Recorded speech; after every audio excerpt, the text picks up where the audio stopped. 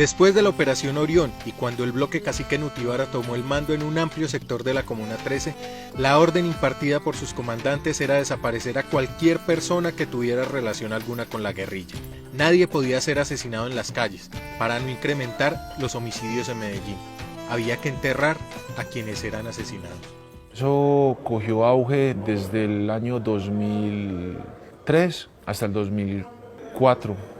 Finalizando 2004, ya no se daba la orden o nos daban la orden para matarlos en la calle, sino que había que llevarlos hasta allá. Ya no nos permitían a nosotros tampoco matarlos, sino llevárselos a los comandantes de nosotros para que ellos hicieran su respectiva orden hacia ellos y los mataran o los enterraran. Según las fechas que da este comandante paramilitar, las ejecuciones se siguieron haciendo después de la fecha de desmovilización del bloque Cacique Nutibara. Recordemos que fue en diciembre de 2003 cuando estos hombres supuestamente entregaron las armas. A nadie se torturaba, la persona se le decía el por qué se había llevado allá, se le decía que iba a ser ejecutado.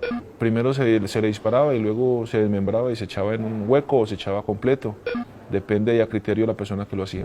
Me dijeron, mañana vamos a averiguar a ver si nos lo entregan. Entonces la respuesta que me dijeron, no nos lo entregan porque están en tregua navideña y no nos lo entregan. No podemos hacer más nada y hasta ahí. Ya no volví a saber absolutamente nada de mí. De la Operación Orión empieza a perderse gente, ni un muerto, porque ni un muerto, sino a perderse, eso fue en octubre, a perderse todo. Hombres, mujeres, señoras, señores. Yo oía comentarios, ay, sellaron a Julano, así como los de los colectivos, se los sacaban de los colectivos, a los choferes. Y eso llegaba a una casa, pues eso y me tocó verlo a mí, que en una casa llegó y eran como las 12 de la noche, eran tocando que el ejército. Y entonces nosotros nos asomamos y cuando venían como 5 soldados y venía otro, o sea 6, otro venía vestido de soldado pero tapado. Entonces ya nosotros éramos aquí pues viendo. Cuando entonces ya el niño mío me dijo, mami, ese que está tapado es el que estaba aventando a todos los milicios. El otro día de mi hijo haberse desaparecido, yo entré. Yo me fui para allá, para donde mi familia, y en ese retén ahí no había ejército. Entonces yo digo, allá había de todo, allá estaban los paramilitares, allá estaba el ejército, estaba la policía, el CTI, todo estaba allá, fiscalía. Porque es que yo entré y habían policías por toda parte. La cabeza y comandante en pleno del bloque Cacique Nutibara era don Berna, quien después de someterse a la justicia y ser promovido a Justicia y Paz, una ley promovida por el gobierno del presidente Uribe para desmovilizar paramilitares, confesó y reconoció ser uno de los que ordenó los asesinatos y desapariciones en la Comuna 13. Muchas madres fueron a sus audiencias con el fin de conocer, de boca del propio victimario, el paradero de sus hijos. Yo madrugué mucho, yo tenía una expectativa pues de que como que él me iba a decir algo, que yo le iba a preguntar de mi hijo y que él ahí mismo me iba a responder. Pero eso no fue así, yo le hice la pregunta y él lo que me respondió fue que en la próxima versión que tuviera, él averiguaba con los subalternos y que me tenía razón de él. Pero resulta que no hubo más audiencias. Uno siente como una impotencia, como una gana de estar ahí y de mostrarle la foto. Vea, dígame pues si usted sí se llevó a mi hijo, o si alguien, bueno, yo no sé, era como ganas de llevarle la foto y decirle, bueno, usted sabe este muchacho, dígame qué pasó con él. Como yo hice las cosas, muchos comandantes la hicieron también. Entonces yo le pondría un promedio por ahí, unos 150 personas estarían en la escombrera y por ahí otra cantidad exacta en la arenera. Yo creo que una buena parte de personas han sido inocentes, porque también como pasaba en los otros grupos, pasaba en el de nosotros, de que alguien le tenía la mala a alguien y solamente con tildarlo de guerrillero, imprimir unos panfletos, se iba por él a la casa y la persona que quería que esa persona se muriera lo legalizaba. Entonces yo creo que esas personas en el momento que nos dimos cuenta de que estaban siendo partícipes de hacer matar gente inocente, también fueron ejecutados. Actualmente, Don Berna está condenado a 31 años de cárcel en los Estados Unidos, desde donde declaró que él planeó junto con el general Mario Montoya del Ejército y el coronel en su época Leonardo Gallego de la Policía la denominada Operación Orión. La primera afirmación la hizo a través de un escrito que le envió el 26 de febrero de 2009 al juez Richard Berman del Distrito Sur de Nueva York y posteriormente se ratificó en sus acusaciones el 23 de junio del mismo año en el marco de la primera audiencia de justicia y paz desde los Estados Unidos, transmitida desde su sitio de reclusión. Luego de estas declaraciones, Diego Fernando Murillo, alias Don Berna, decidió no colaborar más con la justicia colombiana, alegando falta de garantías y amenazas. Los únicos perjudicados fueron las víctimas. Creemos que parte del silencio de Diego Fernando Murillo Bejarano, a diferencia, por ejemplo, de Jorge 40, es también quienes están detrás también como responsable de los hechos.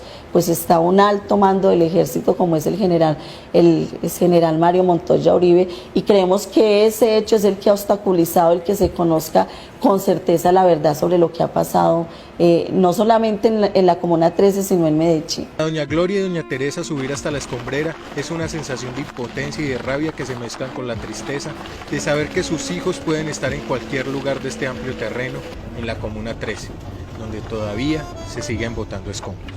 Uno cree que están acá por el sitio donde lo cogieron a él, porque él está en una casa y lo sacaron de la casa donde estaba, en Terrígenos, en el sector El 6. Y según lo que dice la gente, los que cogían ahí en ese sector, por lo regular los traían para esta escombrera. El niño mío está por acá, no sepa, pues yo él debe estar para este lado. Desde allí hasta allá hasta abajo, porque esto aquí es nuevo. ¿Qué siento? Una tristeza muy grande, una cosa es, no lo sé cómo ni explicar, porque unas veces uno cree que estaré parada sobre mi hijo, otras veces como dicen que está en unas lomas, uno dice estará por acá para arriba, por estos montes. Es una cosa que yo no la sé explicar, lo único que sé decir es que es horrible. Uno no debe sentir odio ni nada, pero yo siento odio, tristeza, siento mucha rabia. Al ver esas volquetas, siento mucha desilusión, mucha rabia, porque es que eso no respetan. Hay que aclarar que la zona de la escombrera, que era administrada por empresas varias, fue cerrada desde mediados del 2008. Ya nosotros no estamos llevando escombros, ¿por qué? Porque fue prohibido por la autoridad ambiental. Nosotros nos comprometimos con ellos con un plan de cierre, de clausura, esos escombros que hay allá, porque eso pues tiene unas implicaciones muy grandes, uno pensar en abrir un hueco de 50, 60 metros, que puede ser la profundidad que puede tener en las partes más altas, la zona donde están depositados los escombros. Entonces, estamos hablando de un edificio de 25 pisos de escombros. Se hizo el de la oreja mocha, porque sabiendo que desde un principio del conflicto, la misma comunidad señalaba la escombrera y la arenera como sitios de desaparición, como sitios de tortura. Entonces ellos, yo creo que tuvieron un gran error al no pararle bolas a este sector y permitir que siguieran arrojando escombros. El joven recogía información de las autodefensas, del sector por donde él vivía y se las llevaba a la policía. Se pidió orden y con posterioridad se le dio muerte al muchacho y se enterró también en un sector de la Comuna 13. Sí, exactamente, era informante. Yo no creo que siendo él perteneciente a un grupo de esos tuviera un empleo y fuera tan constante en su trabajo, estando de la casa al trabajo, del trabajo a la casa como era él. Que era del barrio El Salado, un buen muchacho. Tuvo una falencia de haber cobrado una vacuna a los buses, el cual no había sido impuesta por las autodefensas. Entonces el muchacho se cogió con otro compañero, se subió a una parte por el sector de la escombrera. Se le fue sindicado e imputado el cargo de cobrar vacunas sin previa autorización, y eso es castigado con la muerte. El integrante del grupo de nosotros fue el que atestiguó y aseguró, y lo señaló y lo individualizó, no metió al otro, lo individualizó a él mismo y atestiguó, y fuimos por los conductores y reconocieron al muchacho que sí le había cobrado una vacuna. Entonces posteriormente se dio cumplimiento a la orden dada. Él no se metía con esa gente para nada, ni con los milicios ni con los paramilitares. Hermey echaba aquí para abajo y hablaba con todo el mundo, y él era así, él decía, no mami, es que uno le habla al que le hable a uno.